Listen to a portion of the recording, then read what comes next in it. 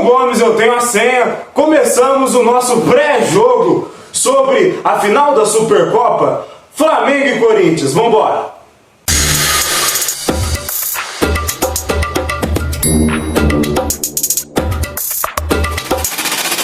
Muito bem, rapaziada, para começar o nosso vídeo, hoje estamos aqui para falar sobre a final da Supercopa e eu queria dar aqui minhas opiniões. Mas antes da gente falar sobre a Supercopa, a gente tem que falar dos dois últimos jogos, nem o último, os dois últimos jogos do Flamengo, que particularmente foi uma vergonha. Por quê? Quando o time principal do Flamengo voltou pelo Campeonato Carioca contra o Vasco, venceu de 1-0. Teve 32 finalizações, que eu me lembre. E o Flamengo não conseguia fazer mais gols. Mas beleza, ganhamos os 3 primeiros pontos. Porque coisa que a base não conseguiu fazer. Que os moleques perderam, teve 2 derrotas e 1 empate. Contra equipes muito inferiores ao Flamengo. E aí, gente, domingo teve o Fla-Flu.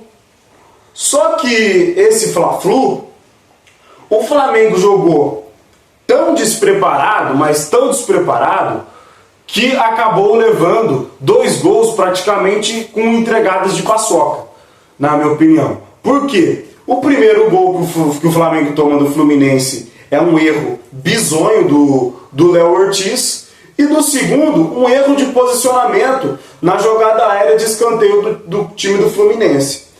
Enfim, gente, chega quarta-feira, São Paulo e Flamengo, e o Flamengo comete o mesmo erro, ou seja, peca mais uma vez em bolas aéreas. O Flamengo é um time muito competente, isso ninguém pode se falar, mas, vou falar um negócio pra vocês, gente, é muito bom que o Flamengo vença contra o Corinthians domingo e levante a Supercopa, porque senão, rapaziada, eu acho que vai começar, a torcida vai começar a se revoltar um pouco.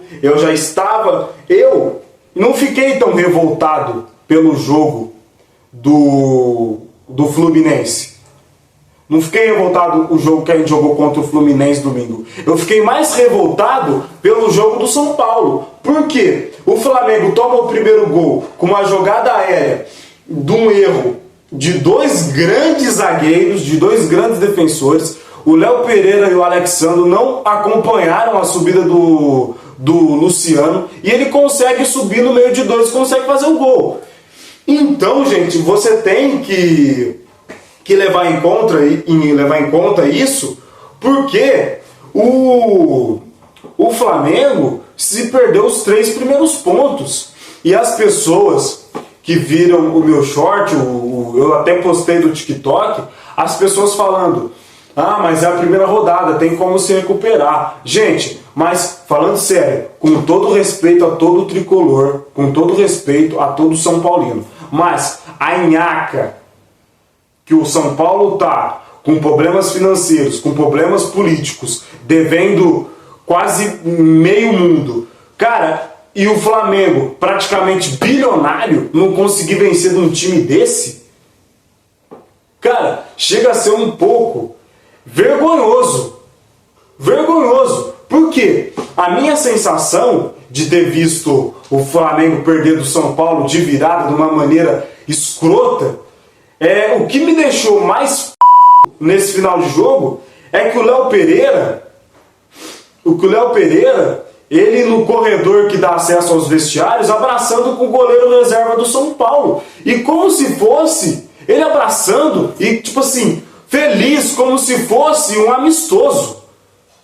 Cara, tipo assim, ele saiu de uma maneira que não parecia que estava valendo 3 pontos. E o Flamengo perde os 3 primeiros pontos. E nenhum ponto conseguiu. E tá com 0 no Brasileirão. Mas ainda tem como a gente recuperar.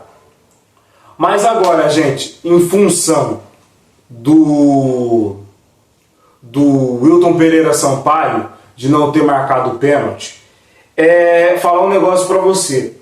o VAR semiautomático, o impedimento semiautomático, não sei, enfim. Cara, veio para melhorar o futebol.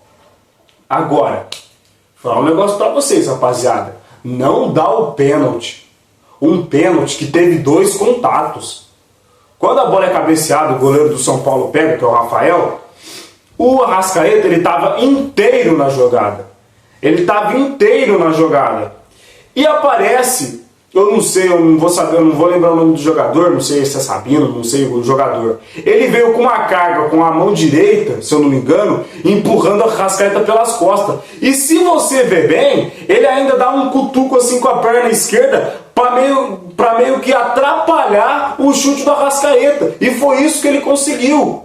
Porque o Arrascaeta, as pessoas vão falar, as pessoas que não viram o lance direito, provavelmente vão falar, mas o jogador de São Paulo dá o contato no Arrascaeta depois que o Arrascaeta chutou. Não, se você for ver, é completamente ao contrário. Na hora que o Arrascaeta ia preparar a canhota para bater em cheio na bola, ele é atrapalhado. Meio que atrapalha assim, pegando na panturrilha do Arrascaeta.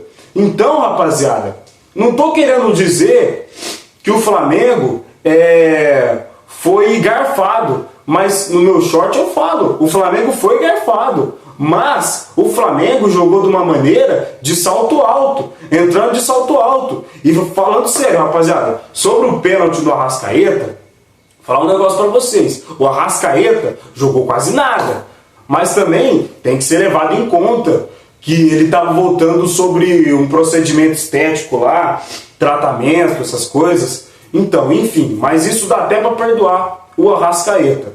Mas, gente, falar um negócio para vocês. O Flamengo entrou de uma maneira achando que já ia ganhar. Entrou com uma soberba na cabeça. O Flamengo não pode entrar de uma maneira dessa, de um jogo de primeira rodada de Brasileirão. E esse era o jogo que era pro... Gente, juro por Deus que é a última vez que eu vou falar sobre o planejamento do Flamengo, da diretoria. É a última vez que eu vou falar, falando sério. Eu juro que eu não vou falar mais. Com esses planejamentos, era pra base ter jogado até o jogo contra o Fluminense. Mas como a base mostrou uma incompetência muito grande no jogo contra a Portuguesa, Bangu e Volta Redonda, que fez o time titular sair dos treinamentos, sair da pré-temporada de treinamentos para jogar contra o Vasco. Venceu contra o Vasco, perdeu contra o Fluminense. Mas agora, gente, eu falo para vocês, e o planejamento correto era para esse time principal, esse time titular nosso que a gente tem hoje, era para voltar contra o São Paulo. Então, com esse planejamento mudado, cara, era pro time do Flamengo voltar contra o São Paulo. O time principal voltar contra o São Paulo. Mas voltou contra o Vasco. Então, rapaziada, como o Flamengo perdeu contra o Fluminense, a responsabilidade do time do Flamengo era vencer o São Paulo. Porque o planejamento já estava garantido que o time principal ia voltar na primeira rodada do Brasileirão. E perde pro São Paulo de uma maneira escrota, de uma maneira ridícula, tomando 2 gols medonhos. O segundo gol, não comentei, o segundo gol, quem deu assistência não foi jogador de São Paulo, foi o nosso jogador. O Pulgar ajeitou pro Natanzinho, se eu não me engano, meteu a bola para dentro do gol. Isso é uma vergonha, gente. Isso é uma vergonha. Agora eu falo para vocês sobre esse jogo de domingo. E, cara, fala um negócio pra você. Se não ganhar, falar um negócio pra vocês, falando sério, se não ganhar, na minha opinião, tá? Providências serão tomadas pela diretoria e pode causar até uma crise. Porque, rapaziada, não é que a gente é chorão. Não é isso. Não é que a gente flamenguista é chorão. É que esse time milionário, esses caras que ganham milhões, cara, eles são tão bons, que eles vencem. E quando tem uma sequência de 2 derrotas, a gente fica nervoso. Por quê? Gente, taticamente, falando sério, pra você, na sua opinião, o Fluminense tem time pra ganhar do Flamengo? tem. O São Paulo tem time para ganhar contra o Flamengo? Não tem, rapaziada. O São Paulo e o Fluminense fizeram os 2 gols dele contra a gente em erros nossos. Em erros nossos. Os 2 gols que o Flamengo tomou com o Fluminense foi erro nosso. A gente praticamente entregou o ouro pro Fluminense. E a mesma coisa acontece contra o São Paulo. Mas agora a gente tem que falar sobre a final da Supercopa, porque eu acho que eu já falei demais. Já mostrei minha indignação e não quero mais voltar. Esse assunto. Gente, a final da Supercopa vai ter show do João Gomes. Já fiz até a introdução em uma singela homenagem a ele, porque teremos show do João Gomes. Mas falar sobre esse jogo. Gente, com todo respeito, o Corinthians, podemos dizer que o Corinthians só é forte contra o Flamengo jogando na Neoquímica. Falando sério. O Corinthians só tem time para jogar contra o Flamengo. Cara, é impressionante. O Corinthians, quando joga na Neoquímica Arena, é outro time. É outro time. Bota o Corinthians para jogar na Arena do Grêmio contra o Grêmio. Toma sufoco. Pode até vencer, mas toma sufoco. Falando sério, gente. Não tô brincando. Toma sufoco. Agora, bota o Corinthians para jogar no próprio estádio dele contra o Palmeiras. Cara, é outro time. E como vai ser no Mané Garrincha, o Flamengo, eu não poderia dizer que já está contando vitória, mas o Corinthians, realmente o que eu acabei de falar, gente, é verdade. É praticamente verdade. O Corinthians só é forte, o Corinthians só se mostra ser forte jogando na Neoquímica Arena. É outra coisa. Compara. É só você comparar no passado. O primeiro turno foi Flamengo e Corinthians jogando no Maracanã. O primeiro turno do Brasileirão. O Corinthians tomou um vareio do Flamengo. Tomou um vareio, 4-0. Quem não lembra? 4-0. No segundo turno, 2-1 pro Flamengo. Quase que o Flamengo saía de lá com empate. É que o Luiz Araújo botou a bola para dentro e garantiu os 3 pontos para nós. Então, gente, é uma coisa completamente diferente. É uma coisa completamente diferente. É uma coisa assim que chega até a assustar, cara. Chega até a assustar. Por quê? As pessoas falam, a torcida não muda nada. Lógico que muda. A torcida do Corinthians, com todo respeito, mas é uma torcida apaixonada pelo clube. Apaixonada. E muitos times têm que pegar como referência o Corinthians. Porque, vou falar um negócio pra vocês, a torcida tá do lado da equipe todo santo jogo da Neoquímica Arena. Eles lotam aquele estádio, eles fazem um caldeirão. Fazem um realmente caldeirão. O time pode estar uma merda. O time pode estar uma merda mesmo.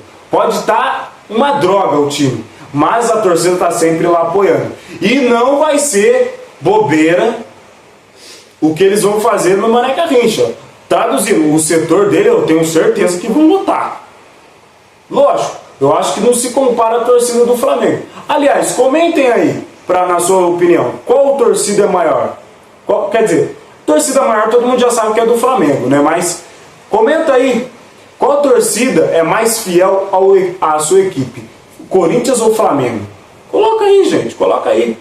Nem toda torcida é que nem a do São Paulo. Porque o jogo de quarta-feira, gente, eu tava vendo a transmissão aqui, a torcida do São Paulo, o jogo praticamente inteiro, calada.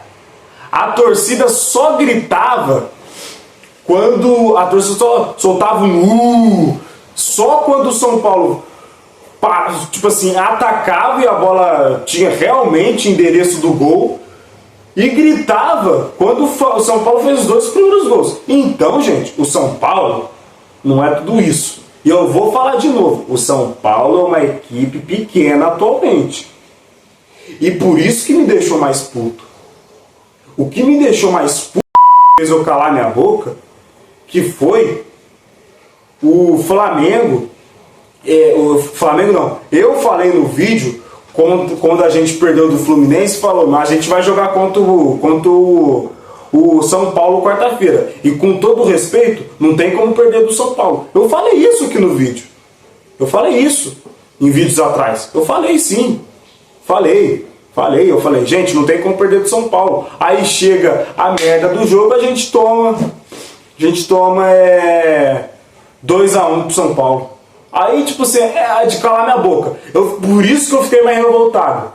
No vídeo que eu fiz, quando o Flamengo perdeu do Fluminense, eu não cheguei a falar palavrão. Mas, contra o São Paulo, eu fiquei extremamente revoltado, cara. Fiquei mesmo, rapaziada. Fiquei mesmo. Então, rapaziada, esse foi o vídeo. Espero que vocês tenham gostado. Esse é um pré-jogo, até num cenário diferente. Eu quis improvisar um pouco aqui em casa. Espero que vocês tenham gostado. Eu tô vendo a minha imagem aqui, eu tô vendo aqui que a minha cara tá um pouco escura, tá fazendo um pouco de sombra, mas eu peço desculpa para vocês. Mas aqui é minhas palavras sobre esse jogo que vai acontecer domingo no Mané Garrincha, se eu não me engano, às 4 horas da tarde.